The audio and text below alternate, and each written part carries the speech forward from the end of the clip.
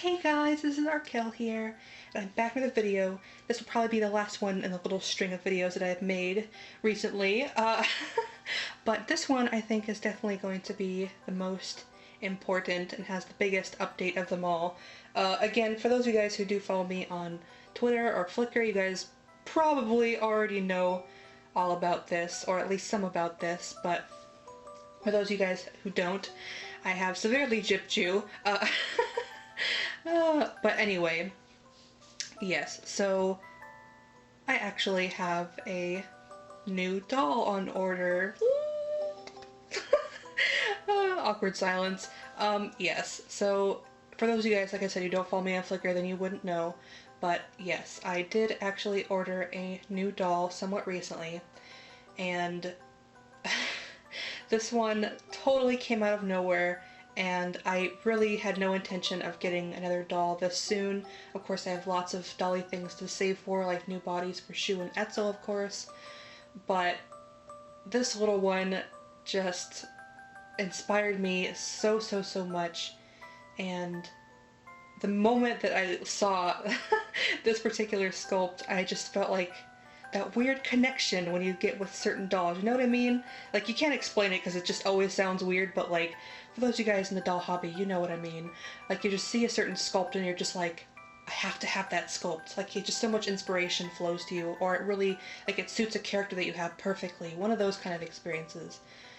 But in this case, I just really loved the sculpt, but I didn't know exactly what I would want to do with it if I were to get it, so I wasn't super, like, gung-ho about getting it at first.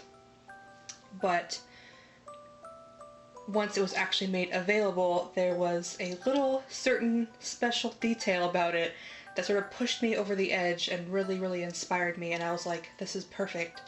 So the sculpt that I'm talking about is Fairyland's Littlefee line, and the sculpt's name is May. She is the adorable little bunny that they have, their new line of like interchangeable like anthropomorphic parts. You guys probably know what I mean. But yes, Littlefee Bunny May, and I have ordered her in the minty colored skin, and that was the thing that sort of pushed me over the line of like, I have to have this particular doll. For those of you guys who don't know, Fairyland is, the way they put it is that they're uncertain of the future of the Littlefee line. Basically, they're just like giant versions of their, what are they called? They're like real Pookies? That's what they're called. They're just basically like giant versions of those. A little bit smaller than USD, a little bit bigger than Pookiefee. But the way they put it is that they're uncertain as to the future of that particular line. And Fairyland has certainly discontinued lines or not put a lot of effort into them in the future, so I believe them when they say that they may not do things with them in the future.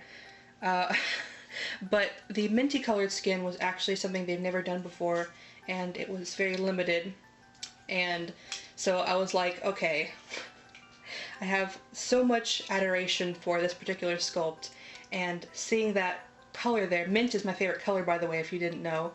Minty green, minty blue is my favorite color, and just seeing that there, that I like freaking love that sculpt, and that color was available, I was like, oh my god, I was dying. And I got to thinking about what, I just dropped some tape. I had some tape in my hand, I dropped it.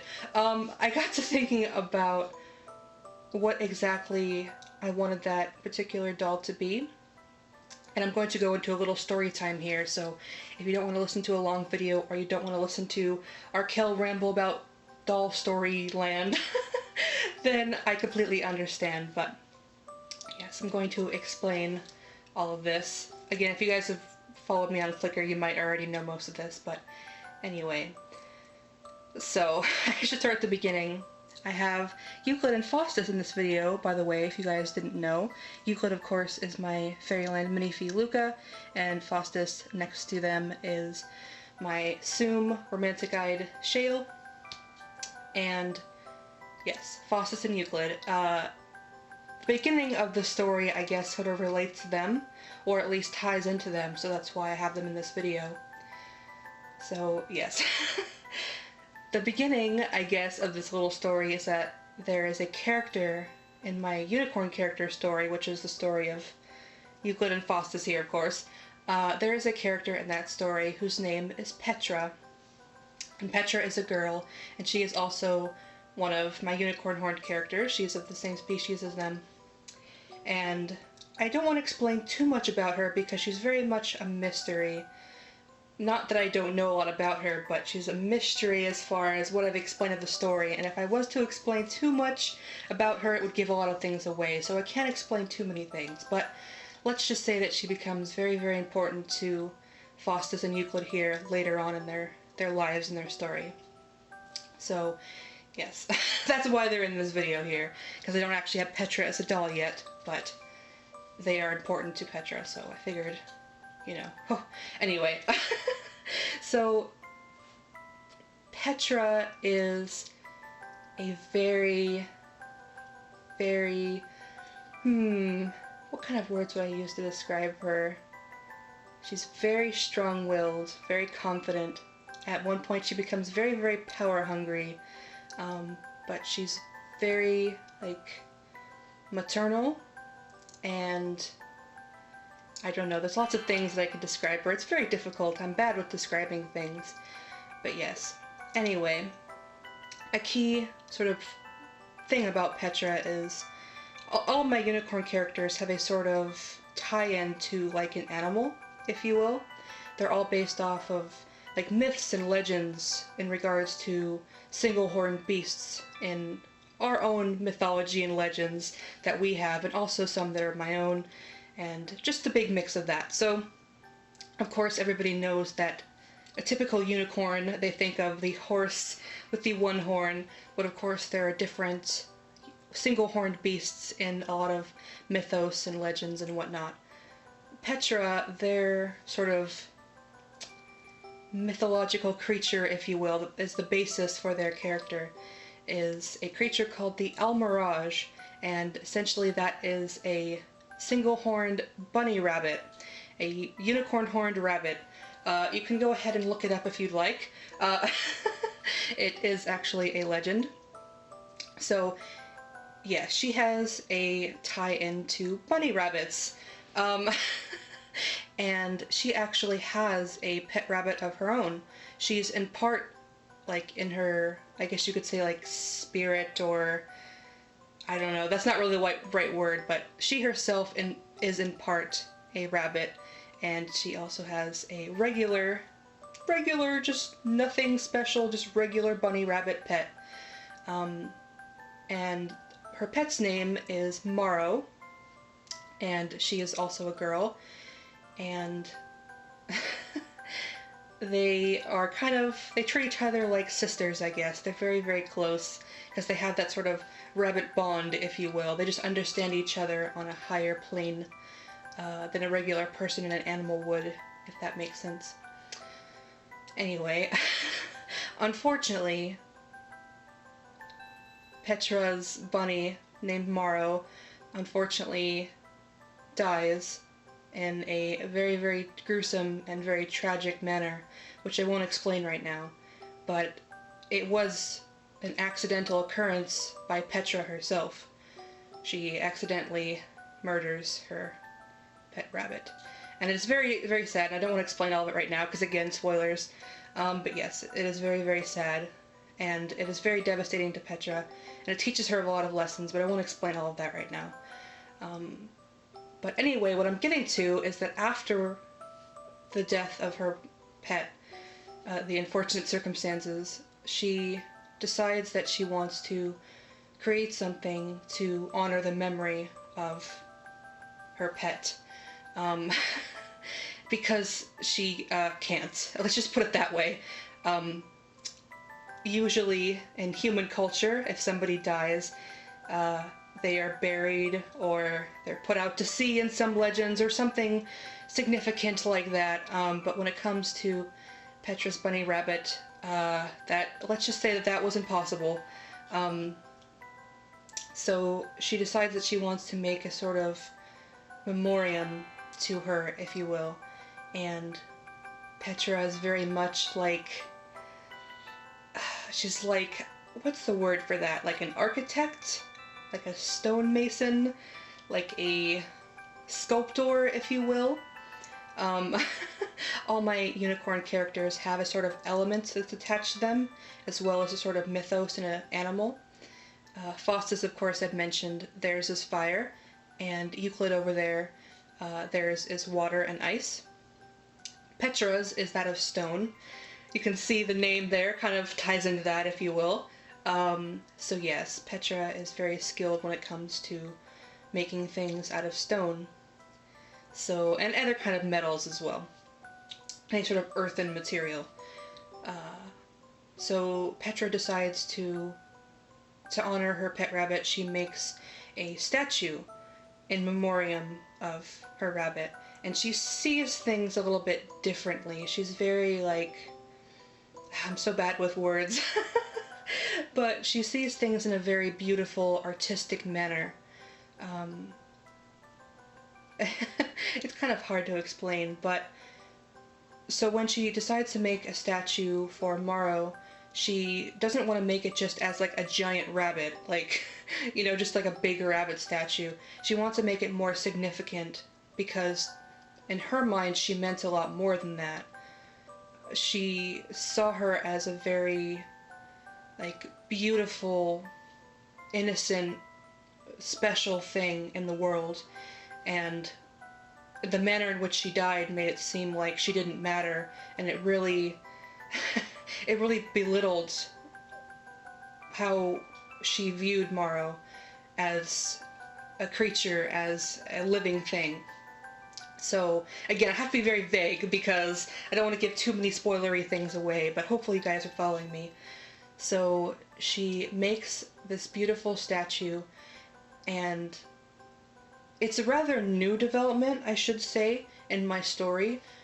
Right before the whole doll, Littlefee May, came into existence, I had already planned on my character Petra, her rabbit, passing away and her making a statue in memoriam of it, but I didn't have a very clear idea of exactly how it looked yet. I had a sort of vague idea, but it wasn't a super fleshed out idea yet, where I have every little detail down. It was still in the process of being made, and that's very rare for me, since of course usually all the dolls that I have, I've already designed their characters, I've already worked on their story extensively for a very long time, and the dolls themselves usually have zero influence, or maybe a tiny bit of influence on their actual characters. Usually it's very, very minimal, if any at all. But in this particular case, the doll itself actually kind of has inspired part of the story, which is very, very different. It's not what I'm used to doing, but it's an interesting experience. But I had always sort of seen just the vague concept of the statue as being just sort of all white and just very angelic and elegant. And the way that Petra makes the statue is more so in the image of her own species. She ties in a lot of elements of her actual rabbit form, so she's more animalistic. That was always something that was true, even before the doll came into picture. That was always true. And like I said, Petra sees things in a very beautiful sort of manner, and she sort of told certain stories, I guess, growing up, especially in regards to things like angels, a lot of mythos and what have you. So that's something that really sticks in her mind, and it's something that people revere and that she finds very beautiful. So she kind of combines all of these things that she herself finds very, very beautiful, the things that really, in her mind, represent exactly what Morrow, her pet rabbit, meant to her. It's not a literal statue, like I said, it's more of like a symbolic sort of, you know, a grand, artistic, beautiful representation of the way that she saw her. So, yes, when I saw Littlefee May, the cute little bunny and all that, I immediately thought of Petra's statue, And I was like, oh, I think that would be the perfect thing. Like, I can definitely see like that being, you know, what she would make, like that kind of idea with the rabbit feet and the rabbit ears, but still sort of human. I can definitely imagine that. And like I said, I originally had imagined it being like all white. It's just a vague idea in my head. I imagined it being white, but it still wasn't really a completely fleshed out idea yet. Just the bare bones, if you will. But when I saw that Fairyland offered mint, I was like, oh my god, mint is my favorite color ever.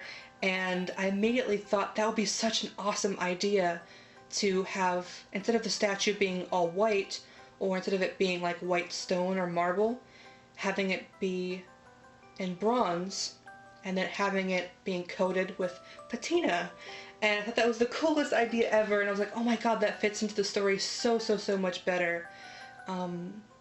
I won't explain exactly why, but I can explain it a little bit.